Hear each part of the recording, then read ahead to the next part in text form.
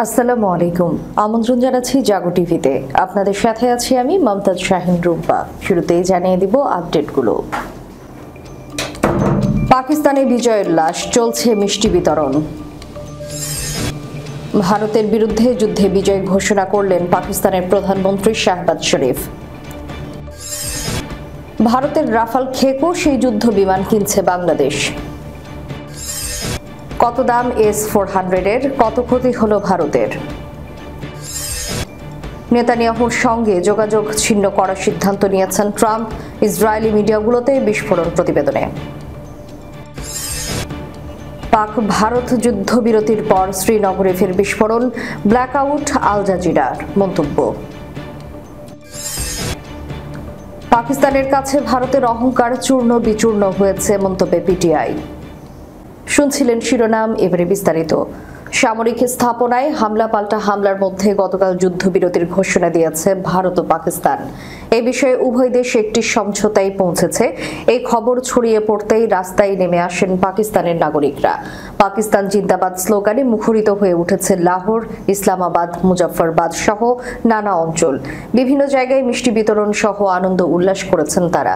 আল জাজিরার লাইভ প্রতিবেদনে বলা হয়েছে, পাকিস্তান দীর্ঘজীবী হোক স্লোগান দিয়ে অনেক শহরের মানুষ ভারতের সঙ্গে যুদ্ধবিরতিকে স্বাগত জানিয়েছে। তারা এটিকে বিজয়, জাতীয় গর্ব ও স্বস্তির মুহূর্ত বলে অভিহিত করেছে। একই সঙ্গে তারা স্বাগত জানিয়েছেন এই সমঝোতাকে। স্লোগান দিচ্ছেন পাকিস্তান দীর্ঘজীবী হোক বলে। লাহোর শহরের এক যুবক মোহাম্মদ ফতেহ বলেন, এটি পাকিস্তানের জন্য একটি বড় দিন। আমাদের বাহিনী শক্তির সাথে প্রতিক্রিয়া জানিয়েছিল এবং ভারতের কাছে যুদ্ধবিরতিতে সম্মত হওয়া ছাড়া আর কোনো উপায় ছিল না। ইসলামাবাদে ৪৫ বছর বয়সী গৃহবধূ জুবাইদা বিবি যুদ্ধবিরতির পর আনন্দ প্রকাশ করে বলেছেন, যুদ্ধ দুঃখ ছাড়া আর কিছুই আনে না। আমরা খুশি যে শান্তি ফিরে আসছে। এটি আমার কাছে ঈদের মতো মনে হচ্ছে। আমরা জিতেছি।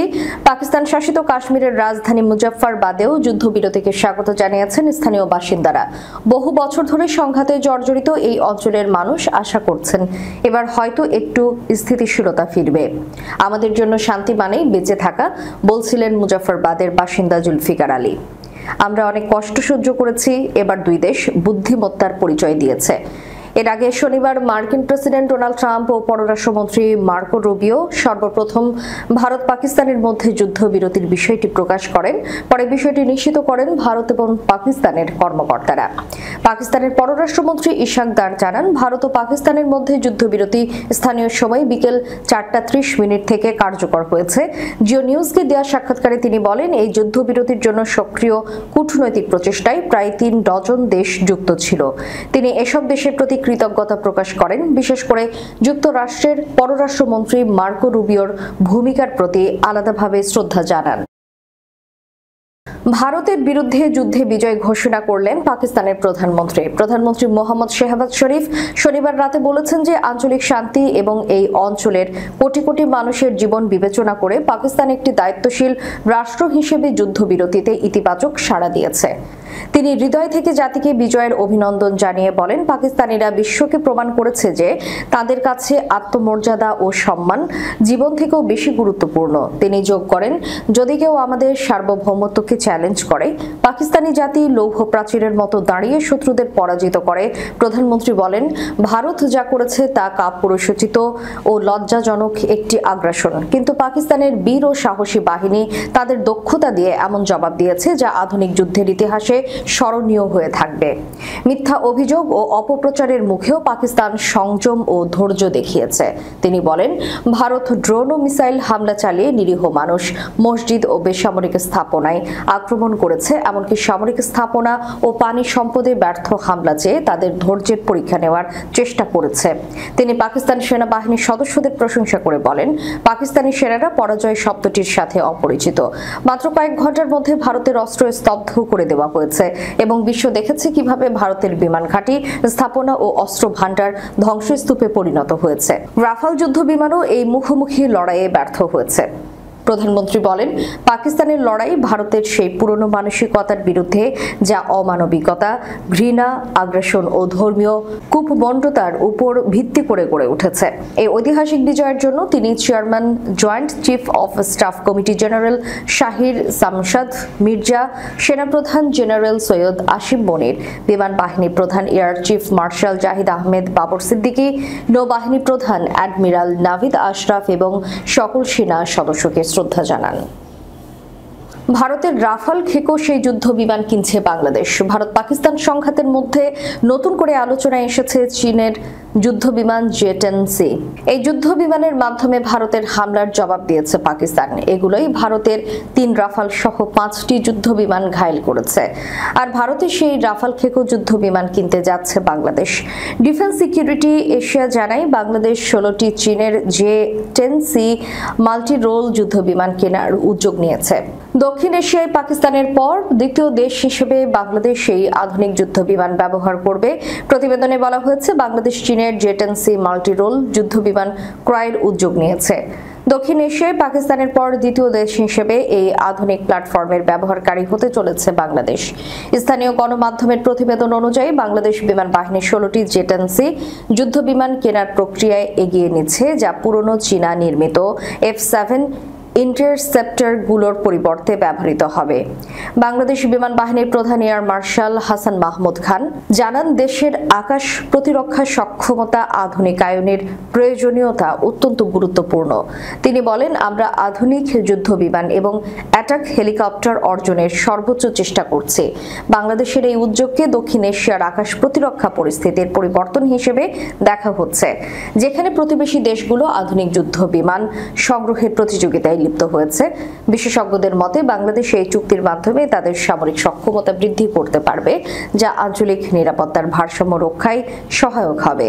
চীন ও বাংলাদেশের দীর্ঘদিনের প্রতিরক্ষা সহযোগিতার ধারাবাহিকতায় এই জে-10C ক্রয় একটি নতুন অধ্যায়ের সূচনা করবে। এর আগে পাকিস্তান 2022 সালে 25টি জে-10C যুদ্ধবিমান সংগ্রহ করেছিল, যা দক্ষিণ এশিয়ায় চীনের সামরিক প্রভাবকে শক্তিশালী করেছে। বিশ্বের অন্যতম ক্ষমতাধর দেশ রাশিয়ায় তৈরি S-400 একটি আধুনিক এবং উন্নত আকাশ প্রতিরক্ষা ক্ষেপণাস্ত্র ব্যবস্থা। এর দাম মূলত নির্ভর করে বিভিন্ন গুরুত্বপূর্ণ চুক্তি এবং দুই দেশের আন্তঃসম্পর্কের উপর। তথাপি একটি পূর্ণ S-400 ব্যাটারির দাম প্রায় 500 মিলিয়ন থেকে $1 বিলিয়ন পর্যন্ত হতে পারে। এই উদাহরণ হিসেবে বলা যায়, ভারত 2018 সালে প্রায় $5.4 বিলিয়ন মূল্যে 5টি S-400 ইউনিট কেনার চুক্তি করে, অর্থাৎ প্রতি ইউনিটে প্রায় $1.08 বিলিয়ন।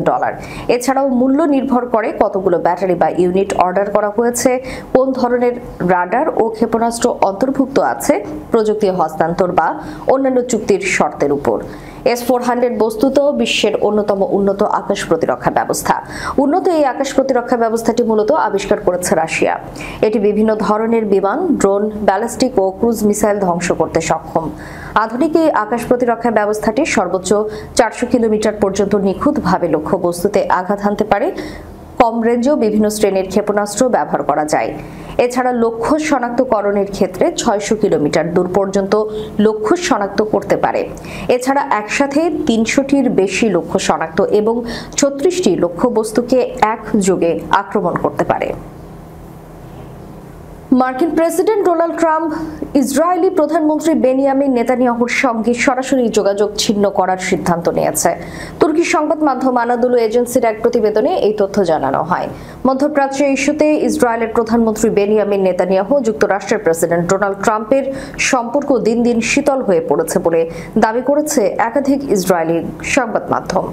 ইসরায়েলি আর্মি রেডিওর সাংবাদিক ইয়ানির কাজিন সামাজিক যোগাযোগ মাধ্যম এক্স হ্যান্ডেলে এক পোস্টে লিখেছেন, ট্রাম্পের ঘনিষ্ঠ মহল মনে করছে নেতানিয়াহু তাকে ব্যক্তিগতভাবে নিজের স্বার্থে ব্যবহার করার চেষ্টা করছেন। এমন সন্দেহ থেকেই ট্রাম্প সম্পর্ক ছিন্ন করার এই সিদ্ধান্ত নিয়েছে। তিনি আরও জানান, নেতানিয়াহুর উপর থেকে আস্থা হারিয়েছেন ট্রাম্প এবং এখন তিনি মধ্যপ্রাচ্য ইস্যুতে নেতানিয়াহুর উপর নির্ভর না করে এগিয়ে যেতে চায়। ওই প্রতিবেদনে বলা হয়, নেতানিয়াহু ও ট্রাম্পের মধ্যে সম্পর্কের টানাপোড়েন বাড়ছে এবং একাধিক ইস্যুতে মত পার্থক্য স্পষ্ট হয়ে উঠেছে। অবশ্য এখন পর্যন্ত যুক্তরাষ্ট্র বা ইসরায়েল দুই দেশের কারো পক্ষ থেকে এই বিষয়ে আনুষ্ঠানিক কোনো মন্তব্য করা হয়নি। একজন ইসরায়েলি কর্মকর্তা আরও জানান, সাম্প্রতিক সময়ে রিপাবলিকান নেতাদের সঙ্গে আলোচনায় ইসরায়েলি মন্ত্রী ডারমারের আচার ব্যবহার ট্রাম্পের ঘনিষ্ঠজনদের কাছে ঔদ্ধত্যপূর্ণ ও অসহযোগিতাপূর্ণ বলে মনে হয়েছে। ওই কর্মকর্তা বলেন, ট্রাম্পের আশপাশের লোকজন তাকে বলেছেন নেতানিয়াহু ট্রাম্পকে ব্যবহার করছেন। নাম প্রকাশে অনিচ্ছুক ওই কর্মকর্তা আরও বলেন, ট্রাম্পকে একটা বিষয় সবচেয়ে বেশি খেপিয়ে তোলে যখন কেউ তাকে বোকা বানানোর চেষ্টা করে বা চালবাজি করে। এ কারণেই তিনি নেতানিয়াহুর সঙ্গে সরাসরি যোগাযোগ বন্ধ করার সিদ্ধান্ত দেন। শনিবার বিকেল 5টা থেকে ভারত ও পাকিস্তানের মধ্যে যুদ্ধবিরতি কার্যকর হয়। মার্কিন প্রেসিডেন্ট ডোনাল্ড ট্রাম্প সর্বপ্রথম যুদ্ধবিরতির কথা জানান। পরে ভারত ও পাকিস্তানের পক্ষ থেকেও যুদ্ধবিরতির বিষয়টি নিশ্চিত করা হয়। তবে রাতে শ্রীনগরের বাসিন্দাদের বরাত দিয়ে আল জাজিরার প্রতিবেদনে বলা হয়, ভারত শাসিত কাশ্মীরের রাজধানীতে একাধিক বিস্ফোরণের শব্দ শুনেছেন তারা। এরই মধ্যে শহরের কিছু অংশ বিদ্যুৎ বিচ্ছিন্ন হয়ে পড়েছে। এদিকে স্থানীয় মুখ্যমন্ত্রী ওমর আবদুল্লাহ সোশ্যাল মিডিয়ায় লিখেছেন, শ্রীনগর জুড়ে বিস্ফোরণের শব্দ শোনা গেছে। শ্রীনগরের সাম্প্রতিক বিস্ফোরণ বাসিন্দাদের আবারও ভয় ও অনিশ্চয়তার মধ্যে ফেলে দিয়েছে। ভারত শাসিত কাশ্মীরের রাজধানীতে বসবাসকারী মাদিহা ফারুক আল জাজিরাকে বলেন, যুদ্ধবিরতি ঘোষণার পর স্বস্তির মুহূর্ত এসেছিল। আমাদের বড় পরিবার স্বাভাবিক অবস্থা অনুভব করার জন্য চা খেতে জড়ো হয়েছিল, কিন্তু হঠাৎ করে জোরে বিস্ফোরণে আশপাশ কেঁপে ওঠে।